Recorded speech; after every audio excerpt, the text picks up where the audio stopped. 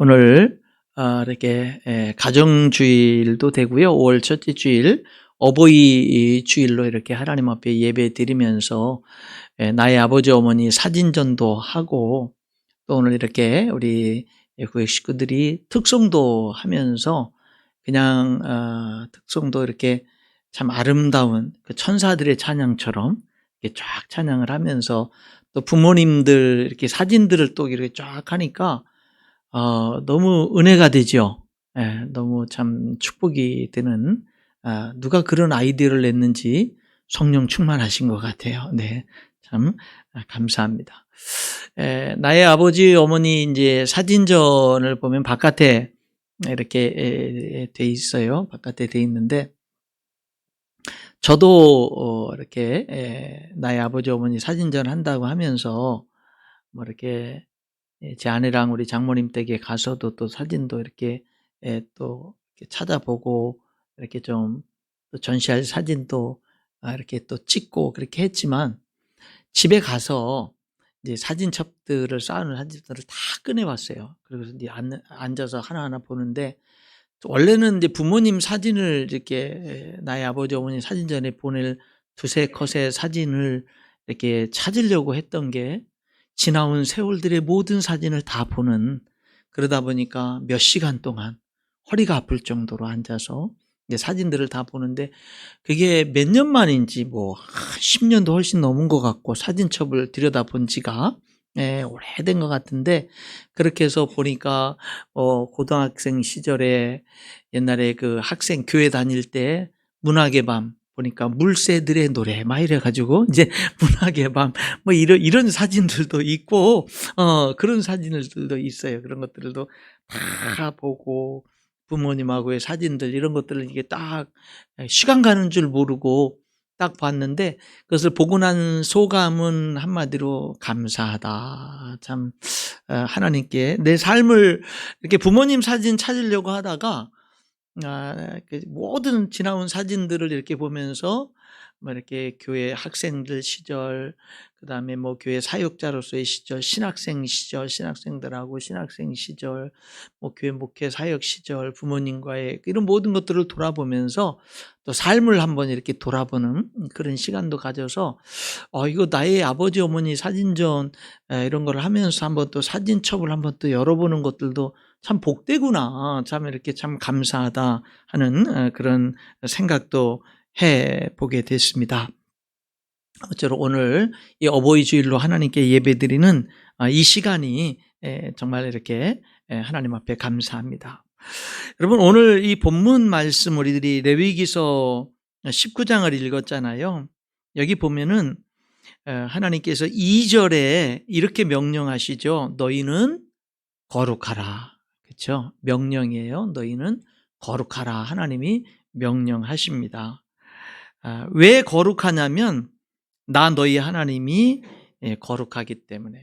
하나님이 여러분에게 뭘 명령하셔요? 거룩하라고. 왜요? 하나님이 거룩하기 때문에. 여러분이 섬기는 하나님이 거룩하기 때문에 거룩하신 하나님이 여러분에게 거룩함을 요구하십니다. 19장을 읽었는데요. 그 앞에 18장에 보면은 24절에 보면은요, 죄를 짓는 것은 스스로를 더럽히는 것입니다. 그리고 죄를 지으면 25절과 27절에 보면 죄를 지은 사람이 사는 땅이 더러워집니다.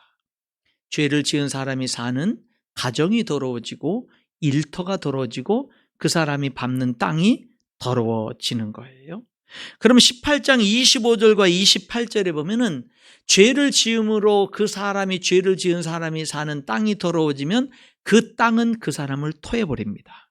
토해버린다는 얘기는 그 땅에서 망하고 만다는 이야기입니다. 하나님은 우리에게 거룩하라고 그렇게 말씀하고 있습니다. 여러분, 거룩하라고 말씀하시면서 그러면은 어떤 면에서 거룩해야 돼요? 무엇이 거룩한 삶이죠? 어떤 일에 거룩해야 되죠? 라고 하는 질문에 3절부터 쭉 이것이 거룩한 삶이야 라고 쭉 열거되는데, 그 열거된 것을 둘로 나누게 되면은 첫 번째는 뭐냐면 하나님과의 직접적인 관계에서 거룩하라는 겁니다.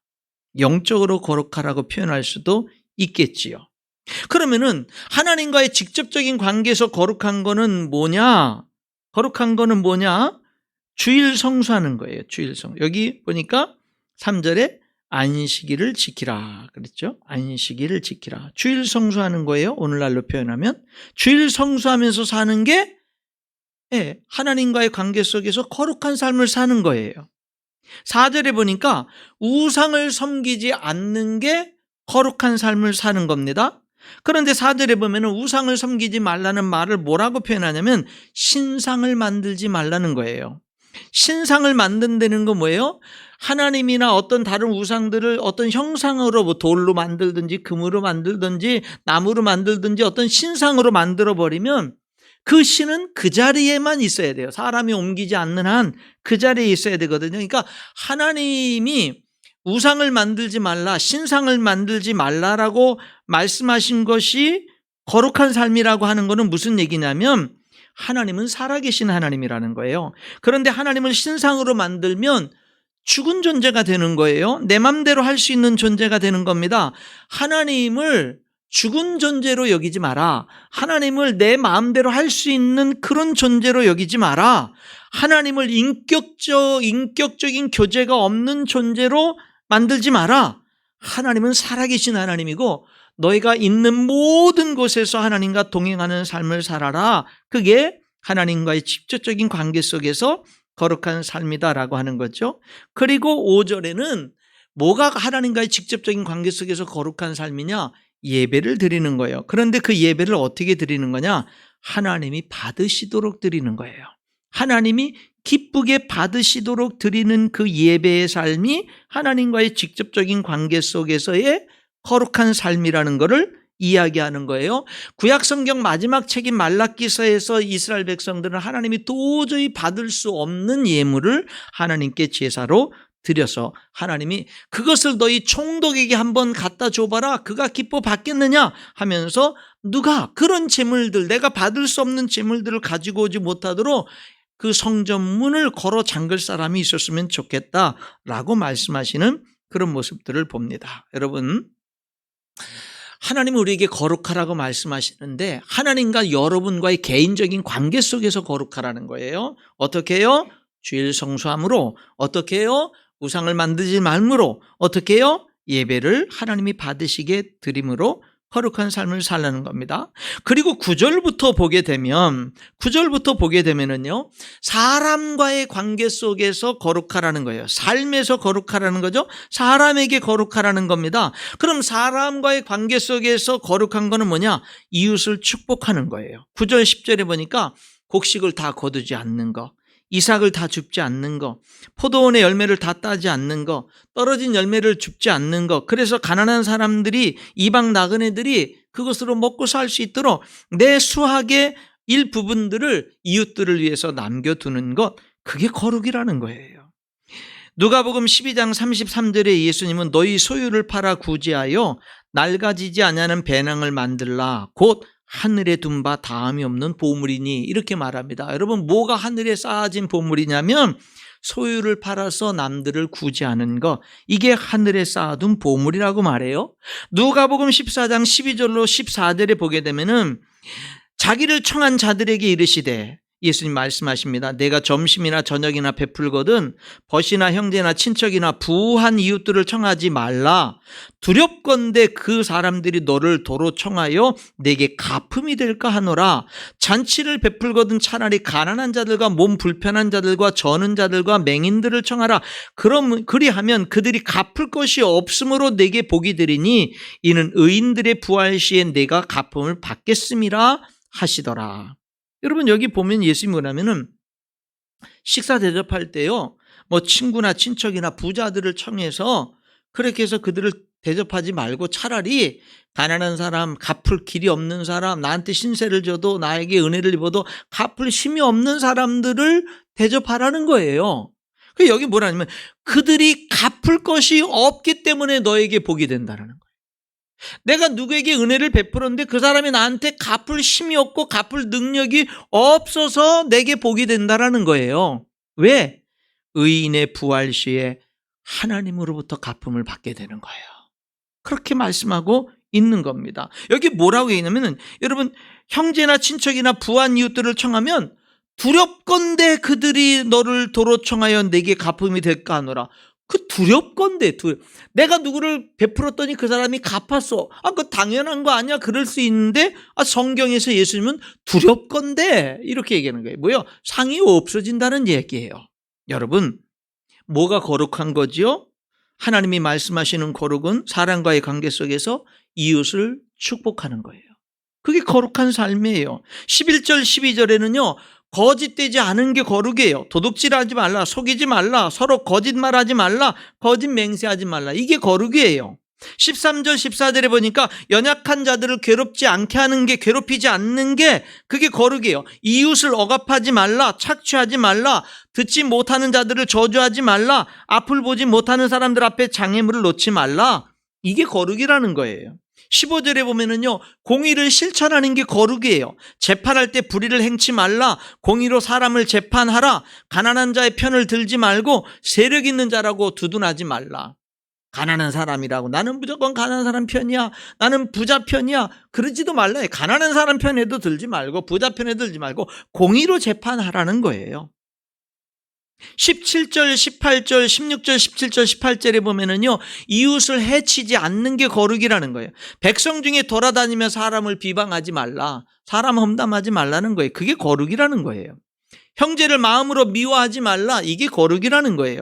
원수 갚지 말라, 이게 거룩이라는 거예요. 동포를 원망하지 말라, 이게 거룩이라는 거예요. 이웃 사랑하기를 내 자신과 같이 하라, 이게 거룩이라는 겁니다. 그러니까 여러분, 거룩이라는 거는 교회 와서 거룩 전능하신 하나님을 찬양하고 예배만 드리고 기도만 하고 하는 것만이 거룩이 아니라, 물론 그게 거룩이에요. 뭐라 그러죠? 주일 성수, 하나님이 예배를 받으시도록 드리는 것, 그리고 우상을 섬기지 않는 것, 이게 하나님과의 직접적인 관계 속에서 거룩이라고 그랬잖아요. 그거 거룩이에요. 근데 거룩은 그것만이 거룩이 아니라는 거예요. 거룩은 뭐냐면요, 사람과의 삶 속에서의, 모든 삶 속에서의 삶, 치열한 삶의 현장 속에서 속임을 당하고 억울한 일을 당하고 분한 일을 당하고 실패하고 상처받고 하는 그런 세상 속에서 거룩한 삶을 살라고 말씀하고 있는 겁니다.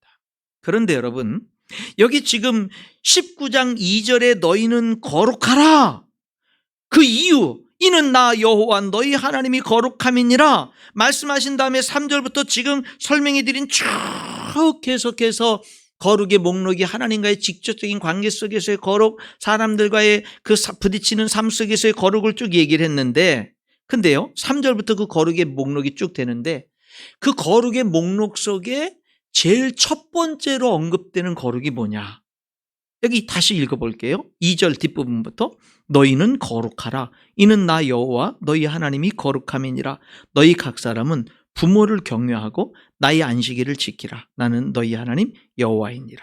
여러분, 거룩함의 목록의 제일 첫 번째가 부모를 경외하라는 거예요. 이 경외한다라는 말은 공경한다는 말입니다.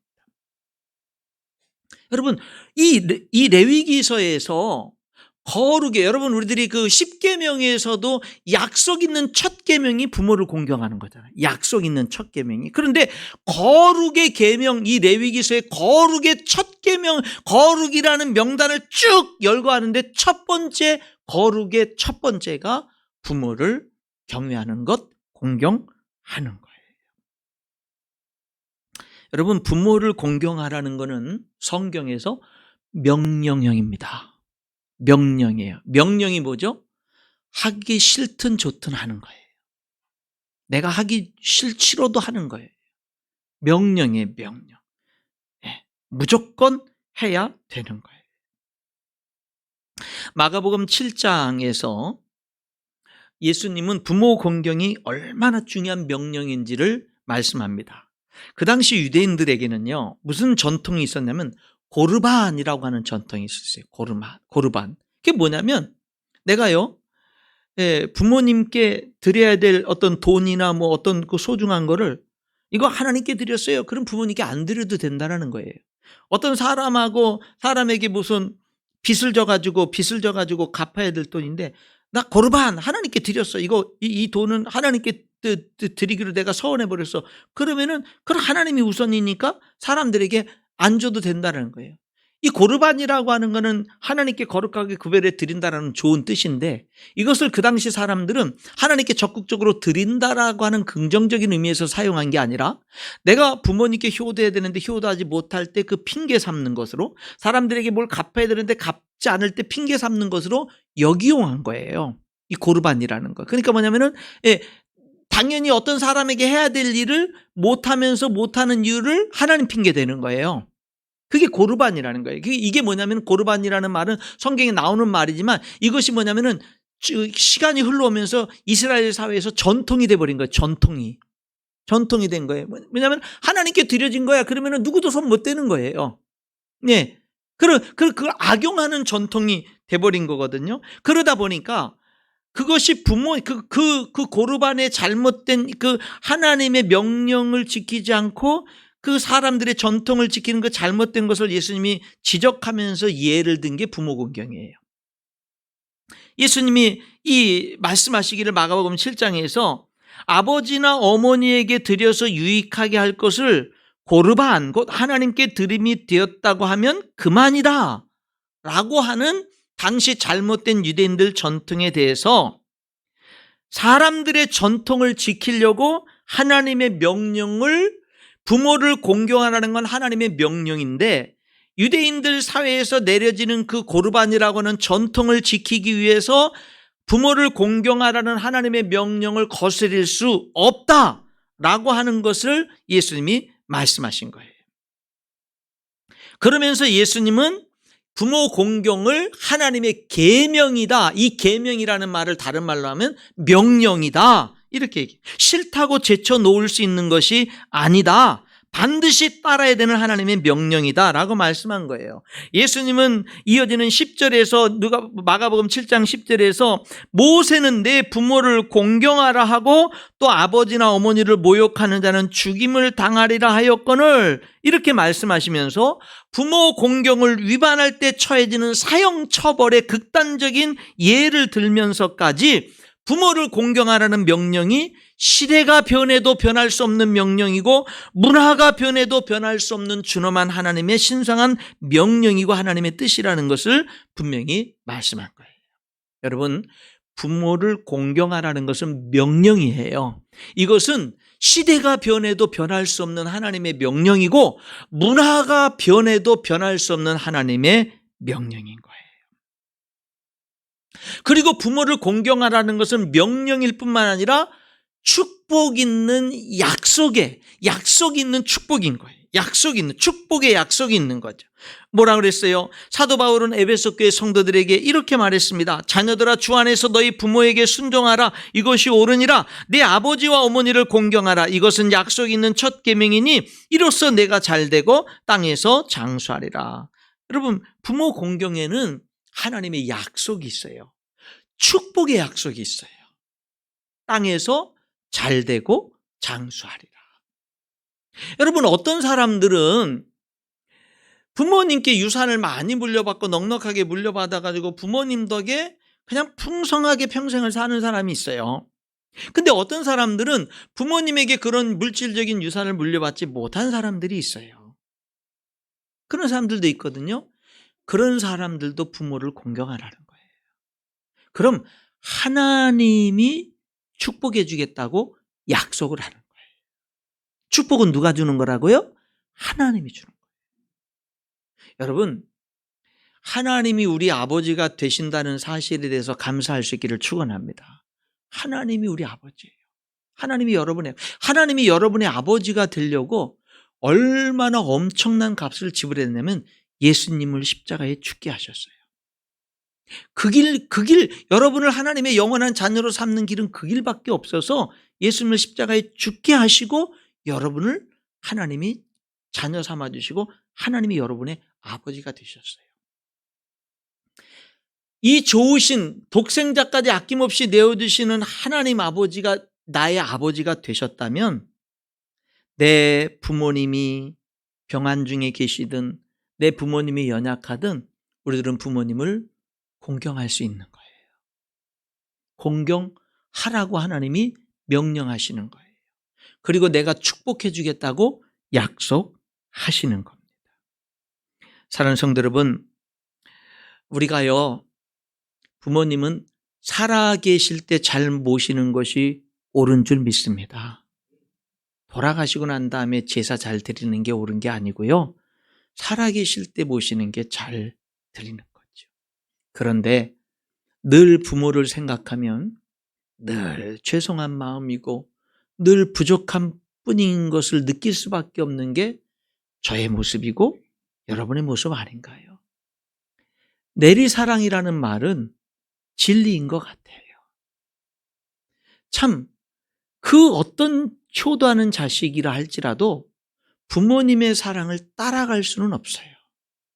비교가 안 되는 것 같아요.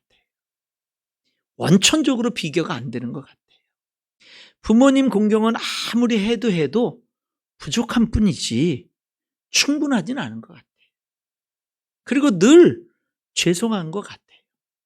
우리가 정말 최선을 다하고 오늘 이 예배를 드리면서도 최선을 다할 수 있어야 됩니다. 여러분, 그런데 말씀드렸잖아요. 부모 공경이 쉽지 않다고요. 참 그게 쉽질 않아요. 자식 사랑은 쉬운 것 같은데 부모 공경은 참 쉽질 않은 것 같아요. 오늘 저는 그래도 그렇다 할지라도 부모 공경을 잘할 수 있는 길은 뭐가 있을까? 부모 공경이 쉽지는 않아도 그래도 부모 공경을 잘할 수 있는 길이 뭘까? 성경에서 찾은 그 답 한 가지를 여러분과 나누기를 원해요. 그거는 뭐냐면 하나님 아버지를 잘 섬기는 거예요. 진짜예요. 하나님 아버지를 잘 섬기는 게 부모를 잘 공경할 수 있는 힘을 갖게 되는 거고 그 은혜의 힘을 갖게 되는 거예요. 하나님 아버지를 잘 섬겨야 돼요. 하나님과의 관계를 바르게 하려고 노력하고 하나님을 진실하게 믿으려고 노력을 하면 노력할수록 자꾸 무슨 말이 들리냐면 부모를 공경하라는 명령이 자꾸 들리고요. 그러면 내가 땅에서 잘 되고 장수하려는 축복을 하나님이 주겠다는 약속이 자꾸 들리는 거예요. 그러니까 하나님과의 관계를 바르게 가지면 가질수록 부모를 공경할 도전을 받고 힘을 얻게 되는 거예요. 여러분, 여기 우리 이제는 더 이상 부모님은 한 분도 안 계시고 자녀들만 손주들 자녀들만 있는 여기 우리 아버지 어머니 세대들도 여기 앉아 계십니다. 여러분들도 우리 아버지 어머님들 나이 많으신 우리 어르신들도 하나님 아버지를 잘 섬겨야 돼요. 그럴 때 자녀들을 진짜 축복할 수 있는 거예요. 여기 부모님들도 정말 하나님 아버지를 잘 섬겨야 하나님 아버지와의 관계가 잘 돼야 그래야 자녀들을 진짜 축복할 수 있는 거예요. 내 힘으론 부모 공경이 잘 안 되는데 하나님 아버지와의 관계가 바르게 되고 성령 충만하면 부모를 공경할 수 있는 힘이 생겨요. 내 힘으로는 내가 자녀들을 잘 축복을 못하는데 그런데 하나님 아버지를 잘 섬기고 하나님 아버지의 관계가 잘 되면 그럼 뭐냐면요 자녀들을 축복할 길이 열리고 길이 보이고 그런 힘을 얻게 되는 거예요. 내 힘으로는요 내 남편을 사랑하는 마음이 섬기는 마음이 연약하고 부족함을 많이 느끼고 내 힘으로는 내 아내를 사랑하고 아끼고 존중해주는 마음이 부족한데 근데 하나님과의 관계를 바르게 가지면 내 배우자를 정말 사랑하고 축복할 수 있는 힘을 갖게 되는 거예요. 하나님 아버지를 잘 섬기고 하나님 아버지의 관계를 잘 가지면 가정을 살릴 수 있고요. 가정을 회복시킬 수 있고요. 가정을 치유할 수 있고요. 가정을 일으킬 수가 있어요. 행복한 가정으로 만들 수가 있는 거예요. 사랑하는 성도 여러분, 하나님 아버지와의 관계를 잘 잘하고 하나님을 정말 잘 믿는 우리 성도들이 될 수 있기를 축원합니다. 그럼 가정들이 일어나는 거예요. 가정들이 일어나는 거예요. 여러분, 우리들은 잘못 생각을 하면 하나님 섬기는 거랑 부모님 섬기는 거는 상치되고 서로 경쟁관계, 긴장관계가 될 수 있다고 생각할 수 있는데 그건 오산입니다. 그건 아주 잘못 생각하는 겁니다. 누가복음 2장에 보면 예수님이 12살 되셨을 때 부모님과 함께 예루살렘 성전을 방문합니다. 그랬는데 방문을 마치고 다 집으로 돌아가는데 그 부모님이 예수님을 잃어버린 거예요. 왜? 예수님은 떠나지 않고 성전에 남아서 거기 서기관 이런 사람들하고 같이 성경 토론을 하고 있는 거예요. 부모가 가는 길 중에 예수님이 당연히 있을 줄 알았다가 없는 걸 발견하고는요, 힘들게 예수님을 찾았습니다. 나중에 만났어요. 육신의 어머니 마리아가 이렇게 말합니다. 그의 어머니는 이르되 아이야 어찌하여 우리에게 이렇게 하였느냐? 보라 내 아버지와 내가 근심하여 너를 찾았노라. 예수님이 대답합니다. 어찌하여 나를 찾으셨나이까? 내가 내 아버지 집에 있어야 될 줄을 알지 못하셨나이까? 여러분, 이 예수님의 대답이 좀 이해가 잘 안 되는 대답입니다. 걱정했어, 찾았어 그러는데 뭐냐면요, 나를 왜 찾아요? 내가 내 아버지 집에 있어야 될 거 몰랐어요? 그 대답이 이해가 안 되는 대답을 하십니다. 그런 대답 속에서 예수님은 육신의 부모, 육신의 아버지 이전에 하나님 아버지가 계신 것을 분명히 말씀하십니다. 예수님의 삶은 하나님 아버지와의 바른 관계 속에서 육신의 아버지, 육신의 부모님에 대한 순종하는 삶으로 이어졌습니다. 자녀들아 모든 일에 부모에게 순종하라. 이는 주 안에서 기쁘게 하는 것이니라. 부모님께 순종하는 게 하나님의 뜻이라는 거예요. 하나님을 기쁘시게 하는 것이라는 겁니다. 부모님을 순종하는 것이 주 안에서, 예수님 안에서 그게 하나님을 기쁘게 하는 것이다라고. 이거 주님의 뜻이에요. 주님의 뜻. 여러분, 우리들은 잘못 생각하면 긴장관계가 있다라고 생각할 수 있을지 모르지만 사실은 하나님께 정말 순종할 때 부모님께 순종하고 공경할 수가 있는 거예요. 하나님의 사랑 안에 거할 때 부모님에 대한 사랑이 온전해질 수가 있는 거예요. 우리는 구약성경 룻기서를 압니다. 룻과 나오미의 관계는 핏줄로 맺어진 어머니와 딸 사이가 아닙니다.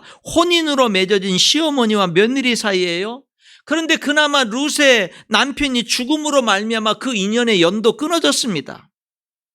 그럼에도 불구하고 여러분, 이 룻은요, 홀어머니 된 그 시어머니 나오미를 따라서요, 그 어머니를 복양하기 위해서 자기 친정 모압 땅을 떠나서 이스라엘 땅으로 갑니다.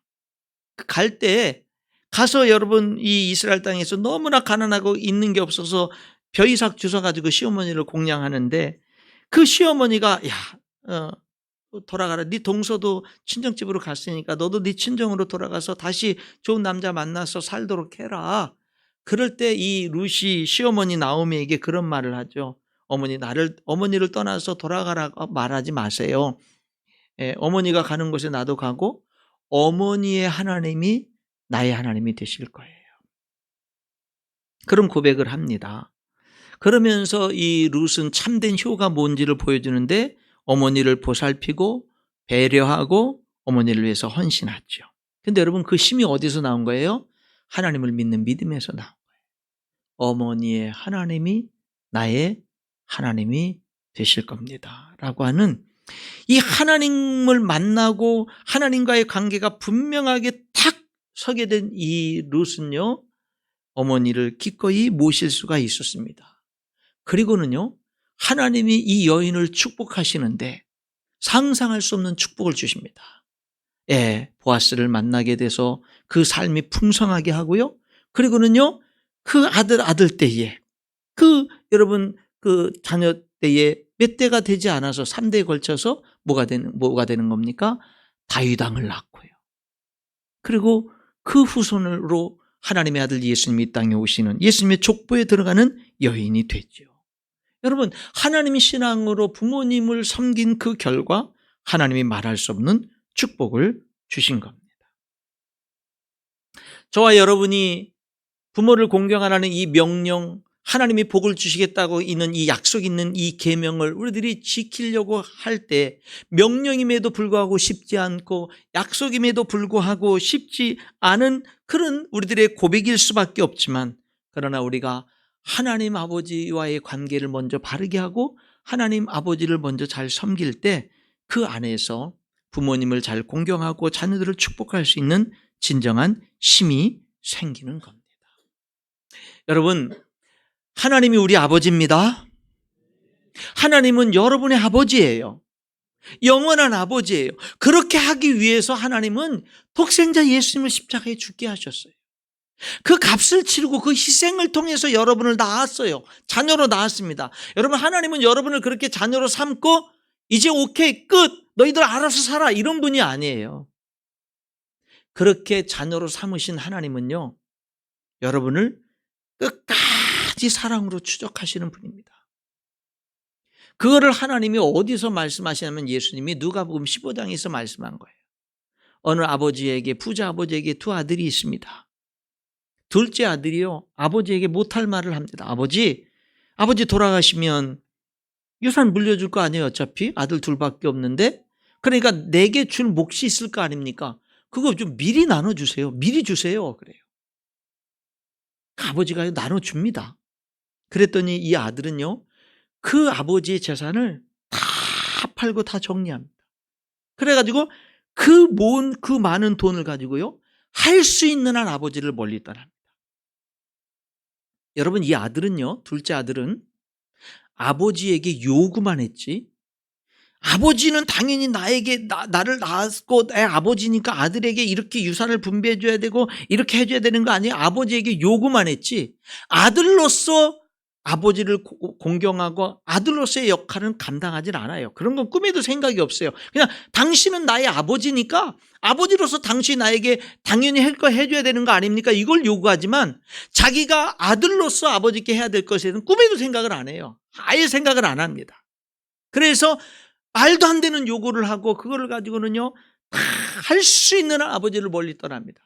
그리고 그 아버지의 소중한 재산을 가지고요, 다 허랑방탕하면서 다 탕진해 버립니다. 여러분, 열심히 살아보려고 뭐 사업 좀 해보려고 뭐 아버지 재산을 불려보려고 아닙니다. 다 창기들과 함께 다 허랑방탕하면서 다 탕진해 버렸습니다. 하나도 남지 않고 다 탕진됐을 때 그 땅에 흉년이 들고 사람들은 다 떠나고 나중에는 유대인들이 가장 혐오하는 돼지를 치는 그런 일을 하면서 살지만 그나마 돼지 먹는 음식조차 먹을 것이 없는 그런 처지에 있을 때 이 아들이 아버지를 생각해요. 그때 비로소 이 아들에게는 아버지는 상관이 없었어요. 아버지는 그냥 나에게 축복해주고 나에게 할 도리만 하면 되는 거고, 난 아버지에 대해서는 아무, 아버지가 불행하든 행복하든 아버지가 어떻든 난 관심이 없었어요. 그런데 자기가 아버지의 재산 다 탕진하고 굶어 죽게 된 지경에서 아버지가 생각나는 거예요. 아버지가 다시 보이는 거예요.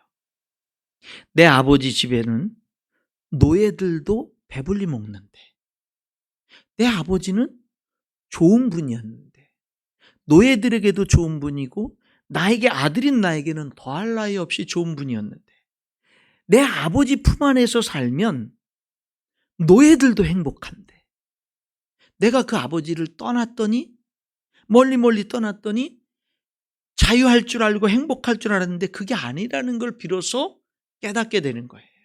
그래서 이 아들은 위대한 결단을 합니다. 아버지께 돌아가는 거. 그게 왜 위대한 결단인 줄 아세요? 염치가 없잖아요. 돌아갈 면목이 없잖아요. 돌아갈 무슨 아무런 자격이 없잖아요. 그런데 돌아갑니다. 왜 돌아가는 줄 아세요? 나는 자격이 하나도 없지만 아버지는 받아주는 거예요. 나는 자격이 없지만 아버지는 자격 없는 나라도 돌아가면 받아주는 분인 거예요. 여러분, 하나님 아버지가 그런 분이에요. 그래서 돌아가는 거예요. 내가 돌아갈 조금이라도 자격이 남아있어서 돌아가는 게 아니에요. 난 자격이 완전히 상실했어요. 그런데 아버지는 그래도 받아주실 수 있는 분이에요. 여러분, 혹시 여러분이 하나님에게서 좀이라도 멀어졌다면 오늘 어버이 주일에 하나님 아버지께 돌아가는 위대한 결단이 있을 수 있기를 축원합니다. 자격 없어, 염치 없고 죄송해도 돌아가세요. 왜냐하면 이 아들이 돌아오는데요, 거리가 먼데 저 가물가물하게 누군지도 모르는 한 사람의 형체가 있는데 아버지는 아들인 걸 알아봐요. 달려갑니다. 껴안습니다.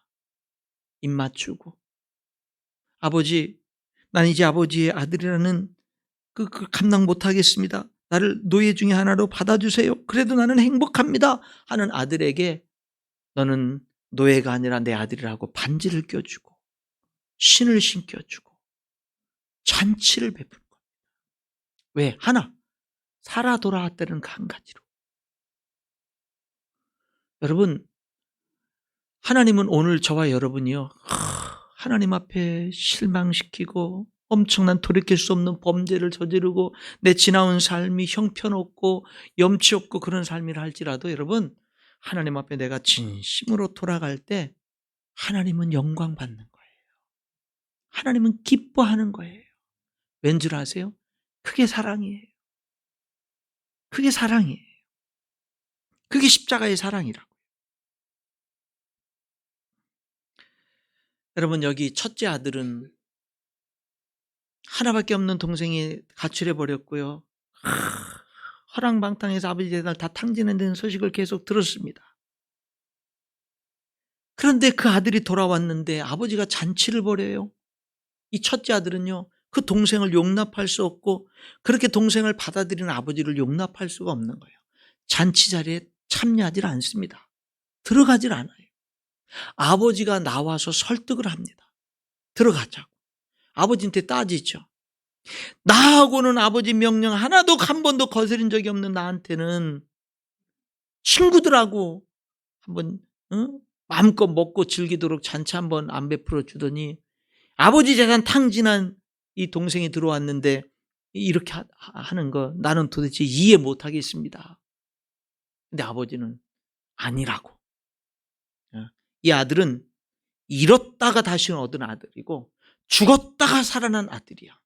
내가 이 아들을 기쁘게 받아들이고 잔치하는 것은 당연한 거야 라고 하면서 아버지는 큰아들에게 얘기를 합니다. 여러분, 그 이후에 첫째 아들이 더 효도했을까요? 둘째 아들이 더 효도하면서 살았을까요? 같은 집안에 살아도. 저는 둘째 아들이라고 생각을 해요. 여러분, 우리가 하나님 아버지를 첫째 아들처럼 섬기고 있지 않는가? 그게 아니라 여기 둘째 아들, 그런 모습으로 우리가 하나님께 돌아와야 돼요. 그리고 하나님을 섬겨야 돼요. 그러면은 거기에 힘이 있는 거예요. 부모를 공경하고 효도할 수 있는 힘이 거기 있는 거고, 자녀들을 진정으로 축복할 수 있는 부모로서의 힘이 거기 있는 거고, 내 배우자를 정말 사랑하고 섬길 수 있는 힘이 거기에 있는 거예요. 나에게 있는 게 아니에요. 나에게 있는 게 아니에요. 우리는 연약해요. 우리는 얼마 못 가서 다시 다 포기할 수밖에 없고 넘어질 수밖에 없는 존재들이에요. 그런데 하나님 아버지와의 바른 관계, 하나님 아버지를 잘 섬기는 그 안에 진정한 축복과 진정한 능력이 그 안에 있게 되는 것인 줄 믿습니다. 사랑하는 성도 여러분, 오늘 어버이 주일은요, 우리 모두의 주일이에요. 왜냐하면 하나님 아버지, 그 하나님을 우리들이 다시 한 번 더 하나님께 효도하는, 정말로 하나님과의 관계를 바르게 하고 기쁘게 하는, 그리할 때에 우리가 가정에 진정한 축복이 임하는 그런 역사가 오늘 저와 여러분 우리의 가정에 임할 수 있기를 주님의 이름으로 축원합니다. 기도하겠습니다.